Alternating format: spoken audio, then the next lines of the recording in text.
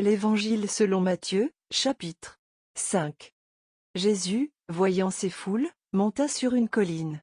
Il s'assit, ses disciples se rassemblèrent autour de lui. Et il se mit à les enseigner. Il leur dit: Heureux ceux qui se reconnaissent spirituellement pauvres, car le royaume des cieux leur appartient. Heureux ceux qui pleurent, car Dieu les consolera. Heureux ceux qui sont doux, car Dieu leur donnera la terre en héritage. Heureux ceux qui ont faim et soif de justice, car ils seront rassasiés. Heureux ceux qui témoignent de la bonté, car Dieu sera bon pour eux. Heureux ceux dont le cœur est pur, car ils verront Dieu. Heureux ceux qui répandent autour de la paix, car Dieu les reconnaîtra pour ses fils. Heureux ceux qui sont opprimés pour la justice, car le royaume des cieux leur appartient. Heureux serez-vous quand les hommes vous insulteront et vous persécuteront, lorsqu'ils répandront toutes sortes de calomnies sur votre compte à cause de moi. Oui, réjouissez-vous alors et soyez heureux, car une magnifique récompense vous attend dans les cieux. Car vous serez ainsi comme les prophètes d'autrefois, eux aussi ont été persécutés avant vous de la même manière. Vous êtes le sel de la terre. Si ce sel perd sa saveur, avec quoi la salera-t-on? Ce sel ne vaut plus rien, il n'est bon qu'à être jeté dehors et piétiné. Vous êtes la lumière du monde. Une ville au sommet d'une colline n'échappe pas au regard. Il en a de même d'une lampe, si on l'allume, ce n'est pas pour la mettre sous une mesure à grains, au contraire, on la fixe sur un pied de lampe pour qu'elle éclaire tous ceux qui sont dans la maison. C'est ainsi que votre lumière doit briller devant tous les hommes, pour qu'ils voient le bien que vous faites et qu'ils en attribuent la gloire à votre Père céleste. Ne vous imaginez pas que je sois venu pour abolir ce qui est écrit dans la loi ou les prophètes. Je ne suis pas venu pour abolir, mais pour accomplir. Oui, vraiment, je vous l'assure, tant que le ciel et la terre resteront en place, ni la plus petite lettre de la loi, ni même un point sur un i n'en sera supprimé jusqu'à ce que tout se réalise.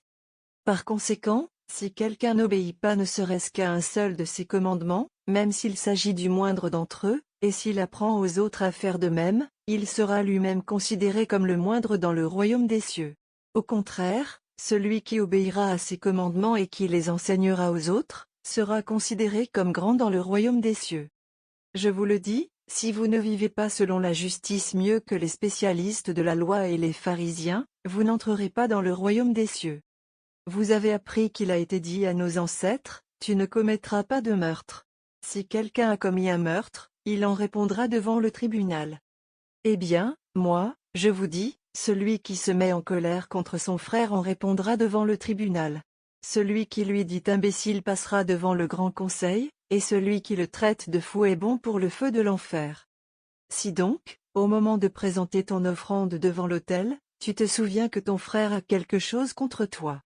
Laisse là ton offrande devant l'autel, et va d'abord te réconcilier avec ton frère. Puis tu reviendras présenter ton offrande. Si tu es en conflit avec quelqu'un, dépêche-toi de t'entendre avec ton adversaire pendant que tu es encore en chemin avec lui. Sinon, ton adversaire remettra l'affaire entre les mains du juge, qui fera appel aux huissiers de justice, et tu seras mis en prison. Et là, vraiment, je te l'assure, tu n'en sortiras pas avant d'avoir remboursé jusqu'au dernier centime. Vous avez appris qu'il a été dit, tu ne commettras pas d'adultère.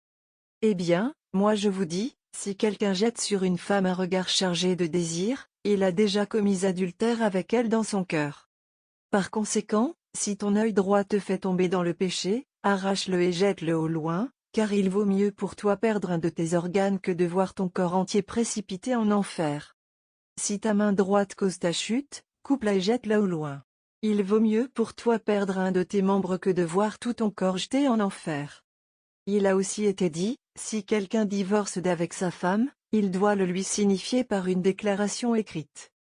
Eh bien, moi, je vous dis, celui qui divorce d'avec sa femme, sauf en cas d'immoralité sexuelle, l'expose à devenir adultère, et celui qui épouse une femme divorcée commet lui-même un adultère. Vous avez encore appris qu'il a été dit à nos ancêtres. Tu ne rompras pas ton serment, ce que tu as promis par serment devant le Seigneur, tu l'accompliras. Eh bien, moi je vous dis de ne pas faire de serment du tout. Ne dites pas, je le jure par le ciel, car le ciel, c'est le trône de Dieu.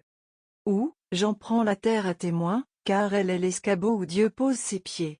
Ou, je le jure par Jérusalem, car elle est la ville de Dieu, le grand roi. Ne dites pas davantage, je le jure sur ma tête, car tu ne peux pas rendre un seul de tes cheveux blancs ou noirs. Dites simplement oui si c'est oui, non si c'est non. Tous les serments qu'on y ajoute viennent du diable. Vous avez appris qu'il a été dit, œil pour œil, dent pour dent. Eh bien, moi je vous dis, ne résistez pas à celui qui vous veut du mal, au contraire, si quelqu'un te gifle sur la joue droite, tends-lui aussi l'autre. Si quelqu'un veut te faire un procès pour avoir ta chemise, ne l'empêche pas de prendre aussi ton vêtement. Et si quelqu'un te réquisitionne pour porter un fardeau sur 1 kilomètre, porte-le sur 2 kilomètres avec lui. Donne à celui qui te demande, ne tourne pas le dos à celui qui veut t'emprunter quelque chose. Vous avez appris qu'il a été dit, tu aimeras ton prochain et tu haïras ton ennemi. Eh bien, moi je vous dis, aimez vos ennemis et priez pour ceux qui vous persécutent. Ainsi vous vous comporterez vraiment comme des enfants de votre Père céleste, car lui, il fait luire son soleil sur les méchants aussi bien que sur les bons, et il accorde sa pluie aux justes comme aux injustes. Si vous aimez seulement ceux qui vous aiment, allez-vous prétendre à une récompense pour cela? Les collecteurs d'impôts eux-mêmes n'en font-ils pas autant? Si vous ne saluez que vos frères, que faites-vous d'extraordinaire? Les païens n'agissent-ils pas de même? Votre Père céleste est parfait. Soyez donc parfaits comme lui.